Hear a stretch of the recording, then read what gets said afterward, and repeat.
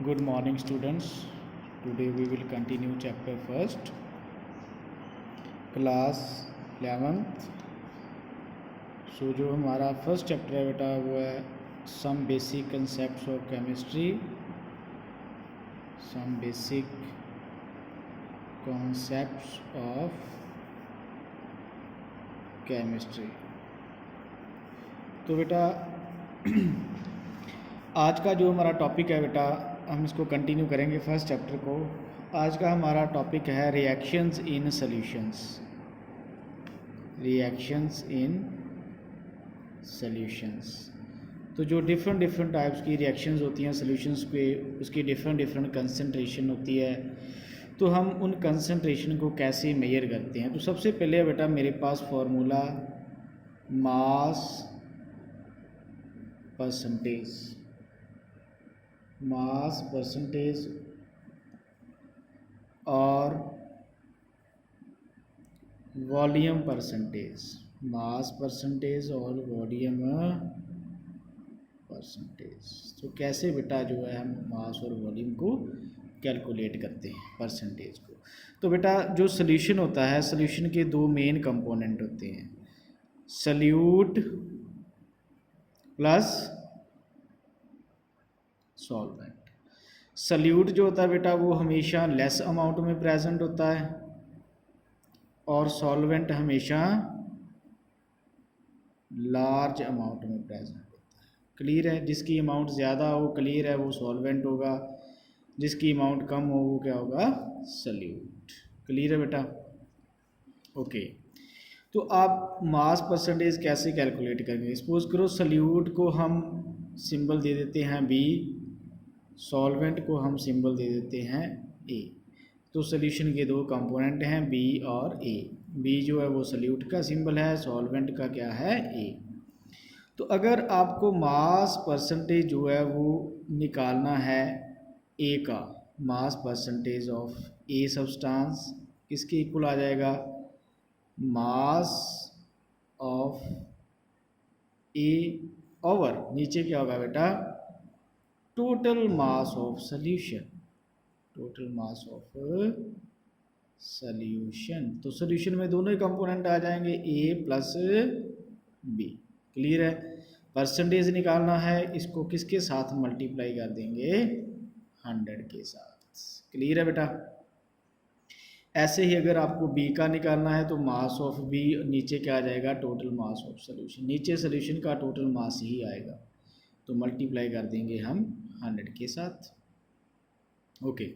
तो अगर आपको कैलकुलेट करना है वॉल्यूम परसेंटेज, तो वॉल्यूम परसेंटेज भी हम ऐसे ही कैलकुलेट करते हैं, volume percentage of A component और ए सब्सटेंस, ऊपर क्या लेंगे, वॉल्यूम ऑफ ए, और नीचे क्या आ जाएगा, total volume of solution multiply by 100। Clear है बेटा? ओके। इसके साथ ही ना कई बार बेटा आपके बुक में लिखा होता है न्यूमेरिकल स्टेटमेंट कि 10% weight by weight, W weight by weight, ऐसा ही लिखा होता है 10% W by V, weight by volume. V means weight by volume, W means weight by weight. So इसमें हम कैसे इसको लेंगे, 10% को वेट बाय वेट में हम लेंगे कि 10 gram solute dissolved in 90 gram mass of solvent. तो इसमें बेटा जो 10 है वो किसका मास हो जाएगा, सल्यूट का। तो टोटल मेरे पास 100 है, अगर मैं 100 में से 10 माइनस करूं तो 90 ग्राम मास किसका आ जाएगा, सॉल्वेंट। क्लियर है? अगर 10% वेट बाय वेट लिखा हो, अगर 10% volume by weight by volume है तो क्या होगा, 10 gram solute dissolved in 100 ml volume of solution. Clear है बेटा। तो यहाँ पे हम क्या लेंगे 100 ml, क्योंकि जो 10 ग्राम है वो 90 ml में मिक्स होके टोटल वॉल्यूम कितना देगा 100 ml। 10 gram plus 90 ml total volume कितना हो गया बेटा 100 ml। क्लियर है। ओके तो ये थी मेरे पास दो important terms related to mass percentage. I hope कि आपको ईजिली जो है वो समझ आ गया होगा। नेक्स्ट है बेटा मेरे पास नेक्स्ट मोलैरिटी। नेक्स्ट जो है वो है मोलैरिटी। सो नेक्स्ट है बेटा मेरे पास मोलैरिटी। सो मोलैरिटी को हम डिनोट करते हैं कैपिटल M के साथ। कैपिटल M मोलैरिटी का सिंबल होता है बेटा। तो क्या डेफिनेशन क्या होगी मोलैरिटी की? इट इज़ द डेफिनेशन क्या है? It is defined as the number of moles of solute dissolved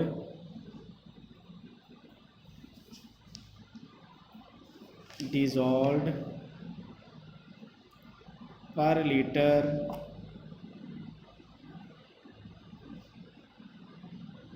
volume of the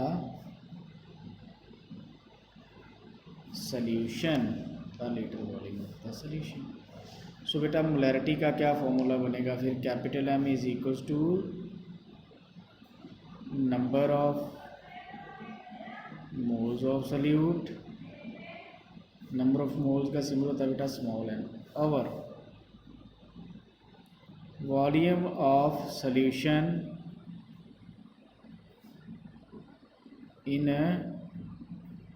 litres. तो वॉल्यूम किस में लेंगे हम? लीटर्स में।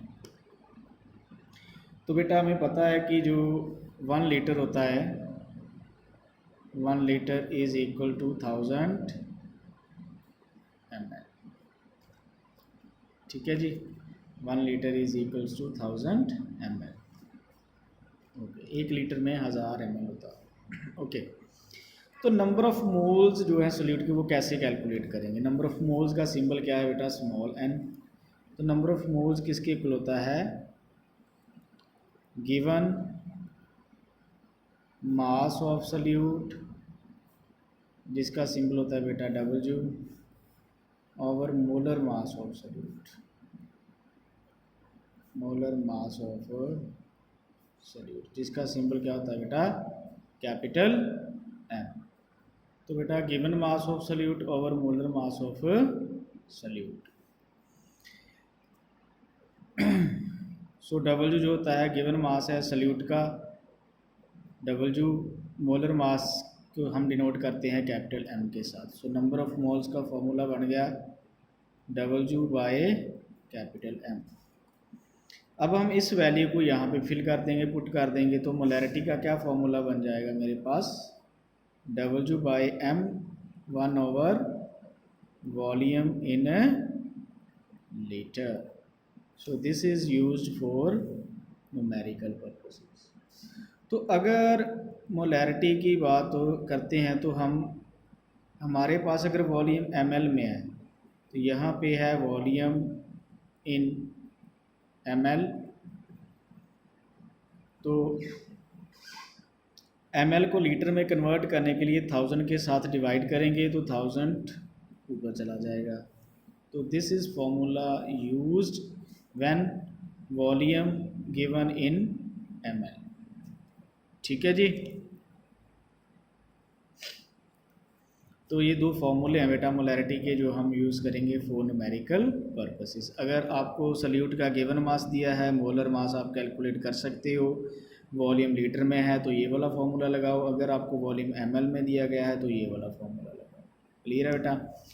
नेक्स्ट है, अगर हम बात करें बेटा यूनिट की, तो यूनिट क्या लिखेंगे? जो आपका आंसर आएगा आप उसके साथ कैपिटल M भी लिख सकते हो और मोल लीटर इनवर्स या मोल पर लीटर भी लिख सकते हो। क्लियर है बेटा? This is the unit of molarity. Mole related to number of moles और litre related to volume. Clear है बेटा? ओके। नेक्स्ट है बेटा मेरे पास third, molality. Molality, it is denoted by small m. It is defined as the number of moles of solute dissolved in or present in 1 kg mass of solvent। 1 kg की जगह पे आप 1000 ग्राम भी लिख सकते हो। तो बेटा बाकी डेफिनेशन सारी सेम है। उसमें नंबर ऑफ़ मोल्स को हमने डिज़ोल्व किया था, इसमें नंबर ऑफ़ मोल्स प्रेजेंट हैं, किसमें? Mass of the solvent. वहाँ पे क्या था? Volume of solution. यहाँ पे क्या आ गया? मास ऑफ सॉल्वेंट। अगर वो केजी में होगा तो 1 केजी, अगर ग्राम में होगा तो 1000 gram, because 1 KG is equals to 1000 gram. Clear है?